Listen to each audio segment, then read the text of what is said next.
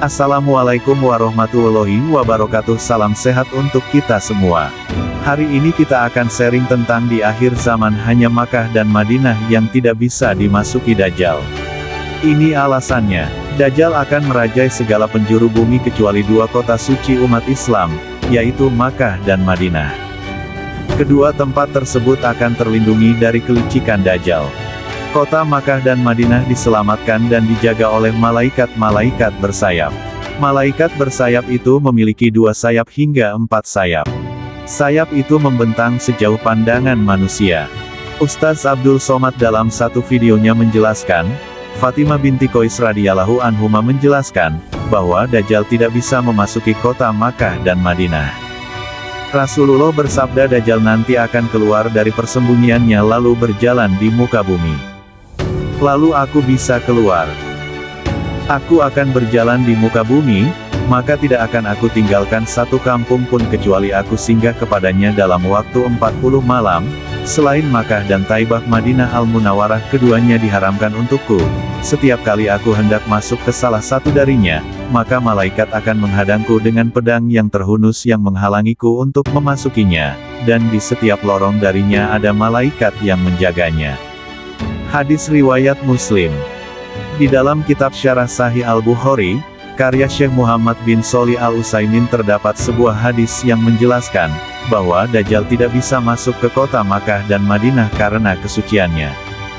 Rasulullah Shallallahu Alaihi Wasallam bersabda, dari Abu Hurairah, bersabda Rasulullah Shallallahu Alaihi Wasallam, jalan-jalan menuju Madinah dijaga oleh para malaikat, sehingga kota itu tidak bisa dimasuki wabah taun ataupun para Dajjal. Lebih lanjut, Dajjal pun tidak akan menyerah, ia akan mengguncang Makkah dan Madinah sebanyak 3 kali. Saat itulah kaum kafir akan keluar dari kedua kota itu, dan kemudian dipengaruhi untuk menjadi pengikutnya. Dari Anas bin Malik radhiyallahu anhu bahwasanya Rasulullah Shallallahu Alaihi Wasallam bersabda, orang-orang Yahudi Asybahan yang akan mengikuti Dajjal sebanyak 70.000, mereka mengenakan jubah tebal dan bergaris. Hadis riwayat Muslim. Dajjal adalah sosok dalam agama Islam yang dianggap sebagai fitnah terbesar di akhir zaman.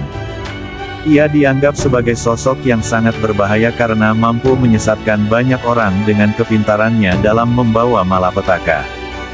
Namun, bagaimana sebenarnya asal-usul Dajjal? Dalam ajaran Islam, Dajjal dianggap sebagai ujian besar bagi umat manusia. Oleh karena itu, setiap muslim harus berusaha untuk memperkuat iman dan takwa mereka, sehingga dapat menghindari rayuan dan tipu daya Dajjal. Dajjal akan muncul pada akhir zaman dan akan menyebarkan kekacauan di seluruh dunia. Ia akan memimpin orang-orang yang menyembahnya menuju kehancuran dan mempengaruhi banyak orang untuk mengikuti jalan yang salah.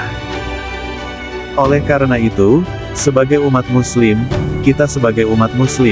kita harus selalu waspada terhadap pengaruh Dajjal dan memperkuat iman dan takwa kita agar tidak mudah terperdaya oleh rayuannya.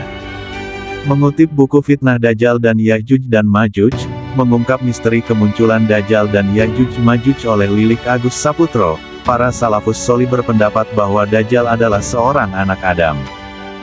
Ia bukanlah seseorang dari golongan jin atau setan.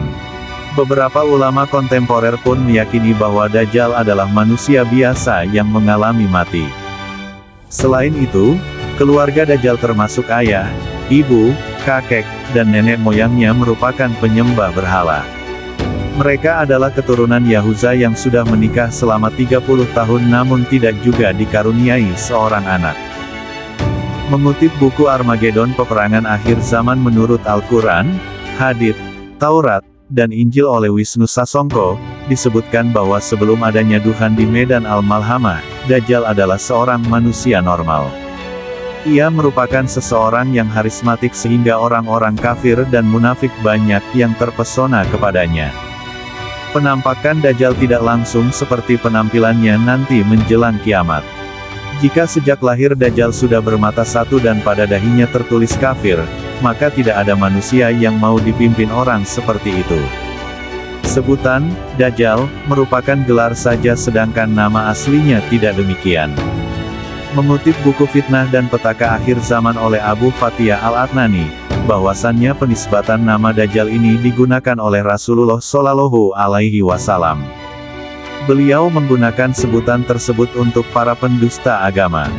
Dijelaskan juga dalam buku Raja Namrud, diktator pertama di muka bumi karya Mansur Abdul Hakim bahwa Dajjal sudah hidup di zaman awal dan kuno sejarah manusia.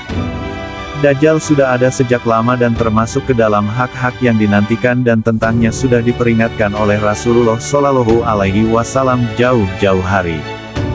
Rasulullah Shallallahu Alaihi Wasallam bersabda, "Aku peringatkan kalian tentangnya. Tidak ada seorang nabi melainkan dia memperingatkan kaumnya tentang Dajjal. Nabi Nuh benar-benar telah memperingatkan kaumnya tentang Dajjal." Hadis riwayat Bukhari dan Muslim.